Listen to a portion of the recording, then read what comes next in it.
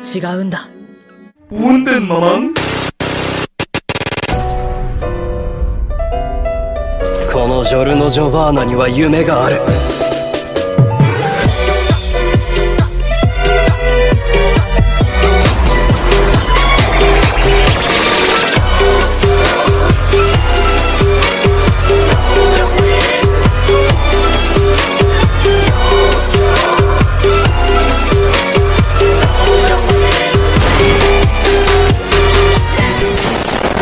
Yo semua, di video ini kita akan membahas anime, Shikakumon no Saikyo Kenja episode 10 berdasarkan manga, chapter 24-25 jilid 1. Dan jika video ini dapat menghibur kalian, jangan lupa untuk meninggalkan like dan subscribe-nya, agar kedepannya gua makin semangat lagi bikin videonya. Cerita bermula kembali di esokan harinya, Matias dan partinya telah sampai, di gerbang Dungeon Agung Melkia. Gerbangnya memang sangat besar, bahkan Iris juga bilang itu terbuat dari baja, tapi bagi Matias, tetap saja gerbang itu sangat lemah, untuk menahan para monster. Segera mereka memasuki Dungeon Agung Melkia, dan melihat beberapa petualang mengalahkan monster, sampai Matias dan partinya bertemu dengan seorang petualang, dan menanyai Matias apa yang sedang dia lakukan di sana. Ya tentu saja Matias bilang akan menjelajahi dungeon, petualang ini pun langsung menyarankan Matias buat mundur, setelah memperhatikan mereka terlihat seperti anak-anak, terlebih dia juga bilang, kalau monster itu lari ke atas. Matias pun langsung tanya, apakah maksudnya adalah monster yang gagal dibasmi, saat dalam quest spesial Tuan Tanah. Petualang ini pun membenarkan kata-kata Matias, lalu mengatakan, kalau terakhir kali mereka mengeceknya, dia tengah ada di lantai 11, ini bukan monster yang bisa ditaklukkan anak-anak, jadi petualang ini tetap ngeyel, buat nyuruh party Matias menyerah dan pulang. Matias pun bilang terima kasih atas sarannya, dan mereka akan berburu di lantai bawah saja untuk hari ini. Matias juga mengatakan, kalau mereka akan segera pulang. Petualang itu pun senang dengan keputusan Matias, dan mereka pun berpisah, sedangkan Matias bilang kepada partinya, mengajak mereka segera berburu di lantai bawah. Karena bagi Matias, lantai 11 juga masih termasuk lantai paling bawah, Matias pun udah nggak sabar, buat ngeliat monster yang melarikan diri kemarin. Sementara di sisi Iris, Alma dan Luri kaget, lah ternyata Matias malah pengen ngelawannya. Mereka telah sampai di Dungeon Agung Melkia lantai 8, mereka telah mengalahkan seekor monster rubah, atau mungkin tupai, kalian nilai sendiri saja. Sedangkan Matias akan kecewa, monster yang dicarinya juga nggak ada di sana. Tapi di sisi Alma bilang, dia malah suka keadaannya terus seperti ini, dan monster itu nggak muncul tiba-tiba. Mendengar Alma, Matias pun ngajakin naik, agar monster itu segera muncul. Alma pun dengan konyol langsung teriak, manggil monsternya agar segera keluar.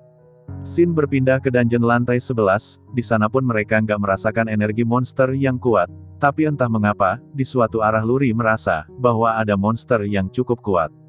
Matias membenarkan kata-kata Luri, tapi sayang sekali monster itu bukan targetnya, tapi monster ini akan dijadikan sebagai latihan Alma, Luri dan Iris.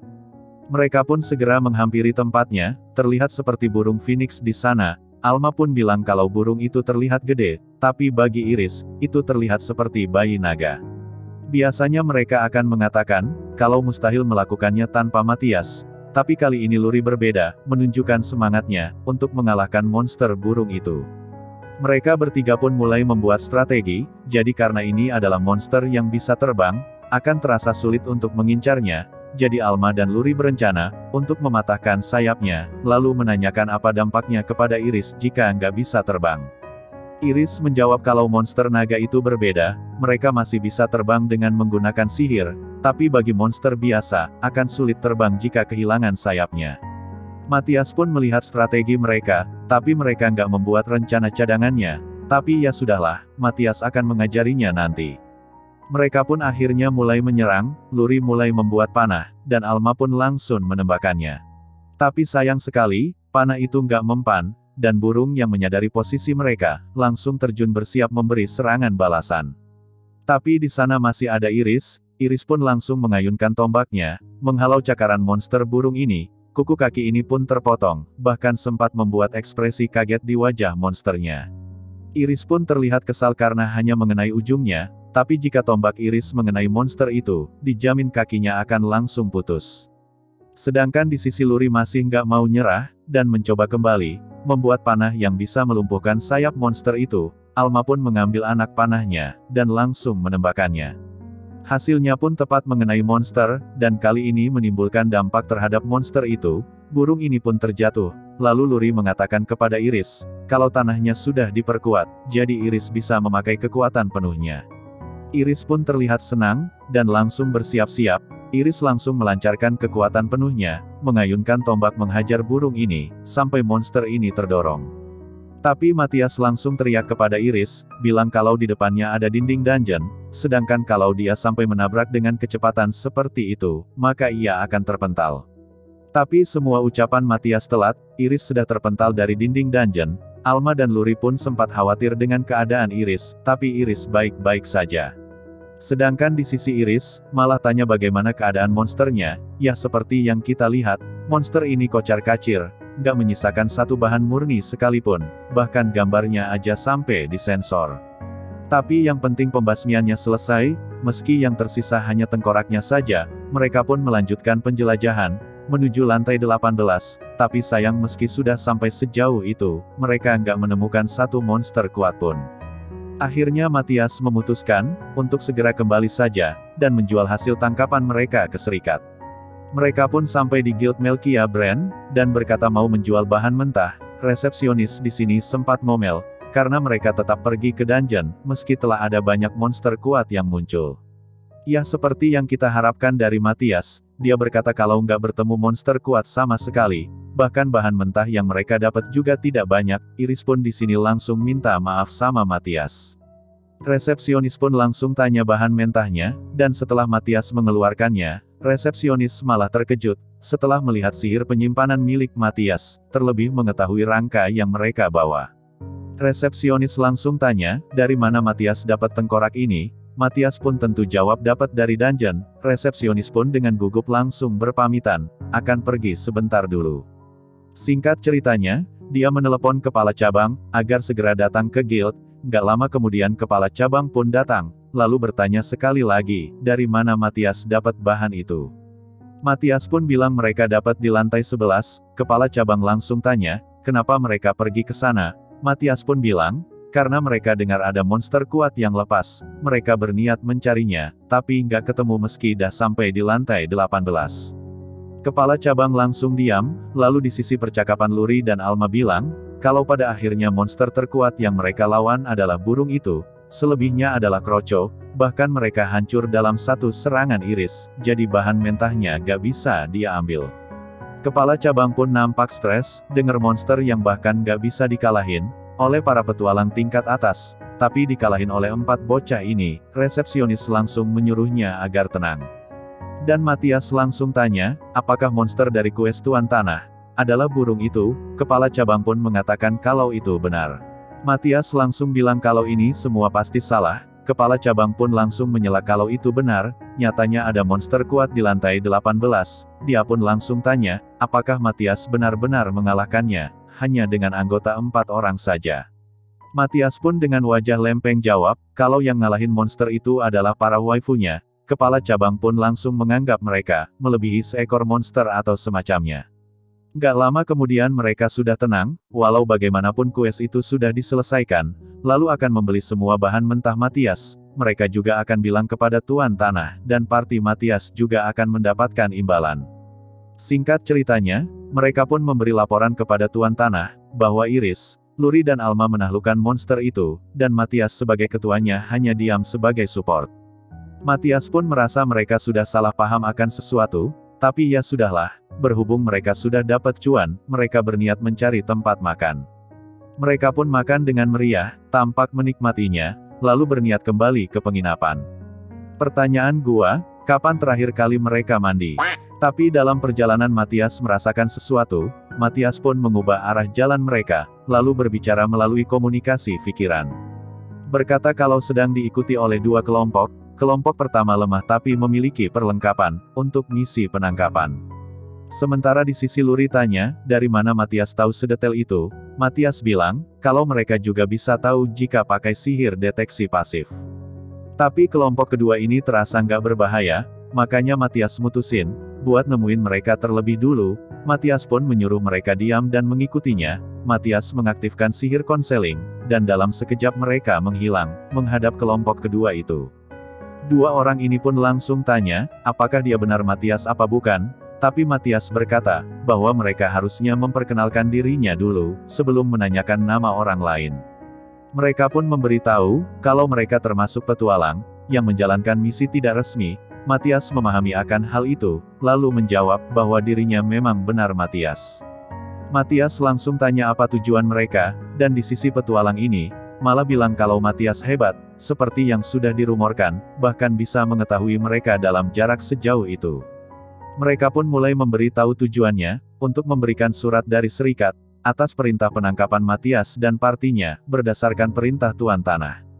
Sedangkan Matias bertanya, karena masalahnya jadi serius seperti ini, dan apakah mereka akan dianggap penjahat mulai saat ini?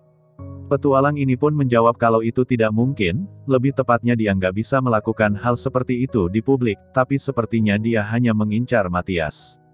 Sementara Alma bertanya, kenapa hanya Matias yang dijadikan incaran?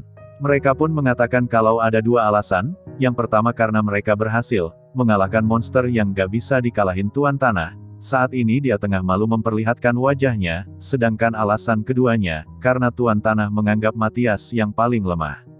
Sementara di sisi Alma dan Luri hanya senyum, mendengar Matias yang paling lemah, mereka berdua berpikir, apa sih yang ada di otak Tuan Tanah ini?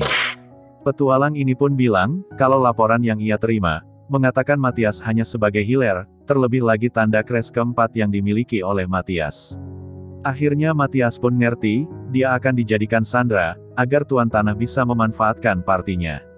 Petualang ini pun bilang, kalau sebaiknya Matias pergi dari kota ini, tapi Matias menolak, lebih tepatnya Matias akan menunggu, saat-saat serangan itu terjadi. Sedangkan petualang bertubuh tinggi memperingatkan, kalau mungkin Matias percaya dengan kemampuannya, tapi selama Matias tinggal di kota ini, maka dia harus waspada siang dan malam. Bagi Matias itu nggak masalah, mengalihkan pandangannya kepada para gadisnya, dan mengatakan, jika mereka keberatan, mereka boleh pergi dari kota ini. Tapi romantisnya para gadis ini, mengucapkan akan selalu mengikuti Matias. Matias pun berterima kasih atas peringatan mereka. Matias juga mengatakan, semuanya akan selesai dalam waktu 2 minggu. Petualang itu pun bilang nggak mau tahu soal hal itu, yang jelas mereka berkata kepada Matias, agar berhati-hati. Jadi Matias lagi menunggu surat yang dia kirim, seminggu untuk perjalanan ke kerajaan, dan seminggu lagi Matias menanti jawabannya. Sedangkan gak lama kemudian, Luri tanya kepada Matias, tentang kelompok pertama yang dia bilang. Ya Matias pun bilang, kalau sepertinya mereka utusan langsung Tuan Tanah, jadi Matias langsung ngajakin nemuin mereka. Scene berpindah, menampilkan kelompok pengejar satu, setelah kehilangan jejak Matias, mereka tampak bingung mencari jejaknya. Lalu nggak lama kemudian, mereka mendengar suara yang mengatakan, bahwa mereka sedang tersesat, mencari arah penginapan mereka. Itu adalah kelompok Matias, sejenak mereka pun nampak bingung, lalu mereka pun menunjuk arah penginapan. Matias pura-pura bego, lewat di dekat mereka. Nggak lama kemudian Matias pun dijerat rantai, dan terancam sebuah pedang di lehernya. Dengan percaya diri dia mengatakan, agar tunduk dan patuh kepada mereka, jika ingin Matias diselamatkan. Alma pun ketawa dengar ucapan mereka, dan Iris nggak peduli apapun, jalan santai ke arah pria jambul ayam. Pria jambul ayam ini sempat ngejekin Iris, lalu ngarahin pukulan gadanya ke Iris, tapi hanya dengan satu hempasan tangan saja, gada itu patah menjadi 2, sementara di sisi pria jambul ayam, langsung kaget lihat senjatanya. Nah sekarang adalah giliran bagi Iris. Iris pun mulai maju, bersiap menghantam mereka. Melihat ekspresi Iris, Matias langsung menggunakan sihir perlindungan. Dan benar saja, firasat buruk yang dirasakan Matias, Iris melemparkan semua orang dengan satu pukulannya. Untung Matias menggunakan sihir perlindungan miliknya, bahkan kepada para berandal itu. Setelah mereka semua berhasil ditangkap, Matias menggunakan sihir deteksi area, untuk jaga-jaga, jika saja ada iblis yang terlibat.